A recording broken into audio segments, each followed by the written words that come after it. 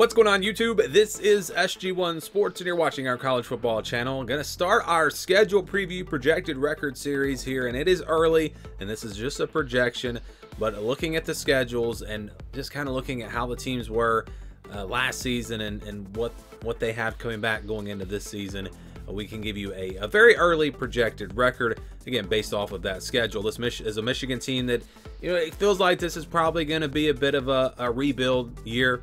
Losing Jim Harbaugh and several coaches and so many players, especially on the offensive side. Looking at this team, again, offensively, I think they're really going to take a step back. Mostly losing J.J. McCarthy, but other pieces in there as well. 6 offensive linemen. I mean, this team loses a lot on offense. And then you look at defense again. I think they'll still be pretty solid, but you would expect a bit of a step back there as well. So it doesn't feel like Michigan right now is going to be a top-tier team this year, but again, it's early. As we go through the offseason, we may change our minds after transfer portal additions and things like that. But before we get into the 2024 schedule, let's look back at 2023. Here was a schedule from 2023, and it was a really easy schedule for Michigan. Non-conference games against East Carolina, UNLV, and Bowling Green. You look at their games, you know, it really doesn't matter who they would have played out of the West because the West was so bad last year. But you can look at and see that they played Nebraska and Minnesota. They got Ohio State at home, played Purdue. Purdue was probably the worst team in the Big Ten West. So it was just a really favorable schedule. And they were able to get through it without a loss. And then, of course, when the games really mattered in the playoff, they were able to get a couple of wins and win a national championship. But it's going to be a much tougher road for them in 2024, not just because of all the roster turnover and this team just probably not going to be as good as they were last year, but just because of the schedule. And here is that schedule. Before we go game by game, let's kind of break it down. We'll start with the non-conference. They'll get Fresno State, Texas, and Arkansas State. So a couple of fairly easy wins. And then Texas. Texas is going to be a very tough game. But the good news is you get that game at home. But still, Texas is going to be a big-time non-conference matchup. And Michigan has been really good the last couple of years. But they have had really easy non-conference schedules. Now this year, maybe they take a step back. Plus you add in a very tough non-conference game. That right there is going to be tough. You look at the home games. They do get those 3 games all at home, like I mentioned, and they get 5 conference games at home. USC, Minnesota, Michigan State, Oregon, and Northwestern. So 5 at home, that means only 4 road games, and actually only 4 road games on the entire schedule. So a favorable home schedule, again, with 5 conference games and all the non-conference games at home. But on the road, they will play at Washington and at Ohio State. So a couple of really tough games there on the road, tough places to play. And then Illinois and Indiana, not bad. So overall, when you're just talking about home and away, this is a pretty favorable schedule for Michigan. But when you add it all up and you look at the schedule, it's pretty tough. So they'll start off with Fresno State there on August 31st to kick off the season. Then they'll play Texas in week 2, September 7th. And that is going to be just a massive game. Texas probably going to be favored, but playing at home, Michigan, you give them a shot in that game for sure. And again, we'll see what this team looks like by the time we get to August and September. I feel like they have to make some additions in the transfer portal. We'll see. But Arkansas State there on September the 14th, and then they'll play USC. So their first Big Ten game is against USC, and that sounds funny. I realize that, but yes, USC now going to be in the Big Ten, along with, of course, Oregon, UCLA, and Washington.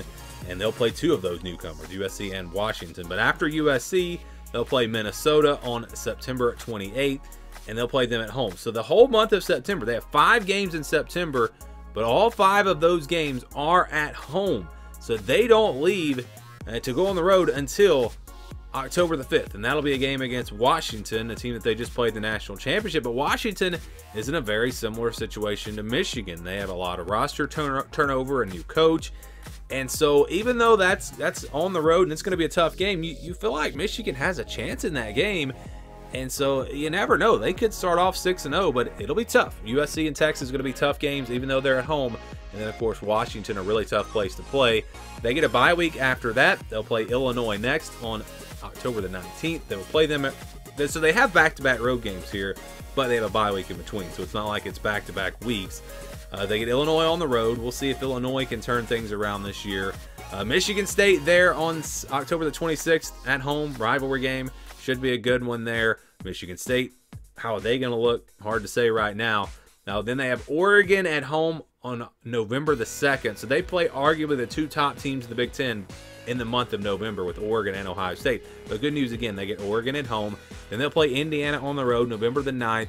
And then they get a late bye week. A bye week after that game before Northwestern. And we saw Northwestern last year really impress. And we'll see what they can look like this year if they continue to get better. But that's a home game. That's good news. And then they'll close things out with Ohio State on the road November the 30th. And, of course, that'll be a really, really tough matchup there.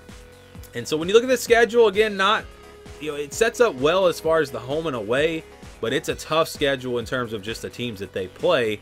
Really, is there a tough stretch, though? I mean, they don't have – it's split up really nicely. There is no tough stretch really on that schedule at all. Look at that Northwestern game potentially as a trap game. We've seen them kind of struggle a little bit at times in the past in the week before Ohio State. And Northwestern could be a feisty team. But all in all, again, it sets up in a good way in the fact that all their big games are kind of split up. You don't have any back-to-back, and they get a lot of those big games at home. But it is just going to be a tough schedule because of the teams that they play in 2024. Here were some of the projections from 2023 for Michigan. You see the 12-0 record in the regular season. Our projections, so when we did our projected record like you're about to see here in this video, that had them at 11-1. My prediction was 12-0. I did pick Michigan to win the national championship last season. Athlon had them at 11-1. The over/under was at 10.5. So high expectations for Michigan last season. They lived up to those expectations. And again, just like we predicted, they went 12-0 and they did go on to win the national championship. So again, here is the schedule for this upcoming season, and we're going to go through and do the projection now. I have a formula that I use. This is, again, not an official prediction. This is not, our predictions won't come until way later, until after spring. And this is just a projection based off of this formula. I kind of put all the teams into tiers just based off of how they finished last season and what they have coming back. So Michigan, for example, they were a tier 1 team, obviously, last season, but they lost so much that they did drop to a tier 2, whereas like Oregon and Texas and Ohio State, those are still tier 1 teams. And again, it has a lot to do with last year, and that's why this is very early. But you can look at some teams like Michigan and Washington and see that they're losing their head coaches and losing a ton of talent, and you can kind of drop those teams a tier. So let's get into it here. We'll start with the scale that we use. It'll be in the red if it's less than 20%, in the green if it's over 80%, orange will be 20 to 29%, blue 71 to 80%. Those are games where I feel like the team is going to be favored by double digits, and then 30 to 39, 61 to 70, those are games where I think it'll be about a 6 to 10 point spread kind of in there. And then the 50-50 games, those are games where I think it'll be less than a touchdown spread. And again, just putting the teams into the tiers that I put them in, it comes out with this formula. So we'll start with the easy wins. Fresno State, Arkansas State should be games that Michigan should win, even with the roster turnover. They will be favored by 2 touchdowns or more, probably closer to 3 touchdowns in both of these games. You know, these are respectable group of 5 teams, so I wouldn't expect Michigan to go out there and beat them, especially Fresno State in the opener, by 30 points. But they should clearly be favorites in both of those games. But really, that's the only gimme games when you look at the rest of this schedule. Games in blue now, we got Minnesota, Michigan State, Indiana, Northwestern. Indiana would be in the green if that game was at home, but the home and away definitely plays into my formula. And that game being on the road does drop it into the blue. I think they'll be about a touchdown favorite in that game. And again, double-digit favorites against Minnesota, Michigan State, and Northwestern. All of those games coming at home. So those are games that Michigan should win. It would be very surprising if they lost, but I'm not going to say that those are guaranteed wins in those 4 games. So let's move on next to the games where I think they'll be favored by about a touchdown. We got USC and Illinois. And this is based off of how USC finished last year. This is a team that is kind of tough to predict right now.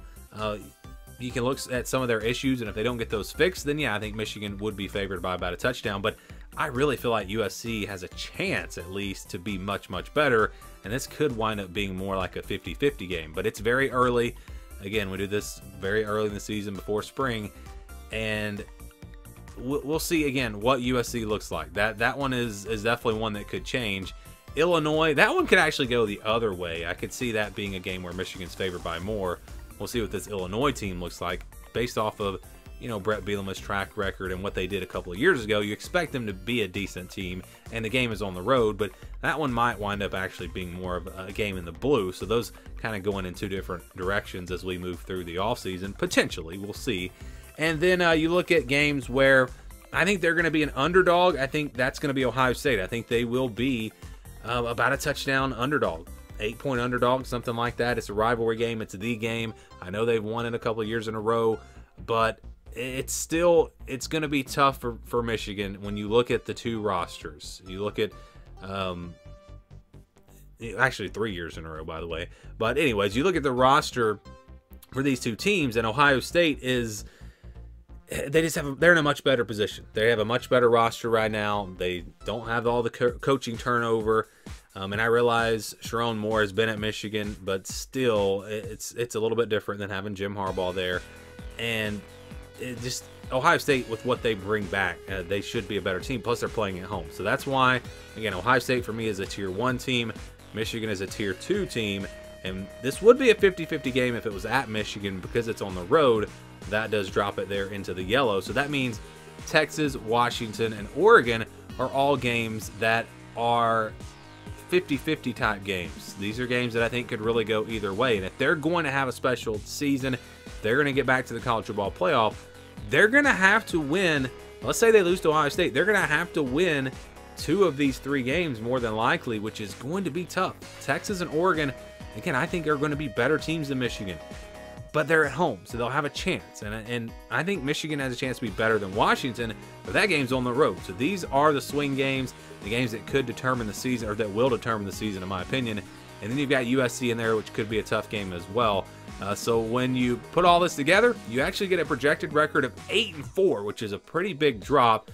And no, that doesn't necessarily mean that they're going to lose to Texas and Washington and Oregon and Ohio State.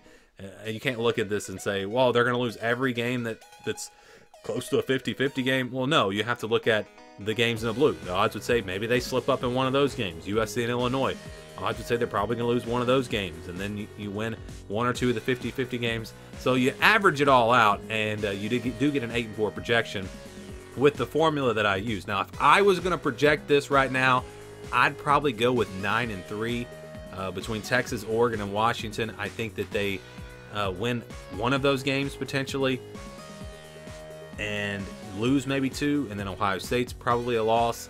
But then again, you have to look at USC. That's a game they could possibly slip up on. And so if you're looking at Texas, USC, Washington, Oregon, those 4 games, if they split those 4 and they lose to Ohio State, they could be 9-3. So I would, again, if I was just using my brain to do this and give you a very early prediction, I'd probably go more with 9-3. But the formula that we use does put Michigan at 8-4, so a big drop from 12-0 to 8-4. Do you guys agree? Do you disagree about the Wolverines here with a very early projection?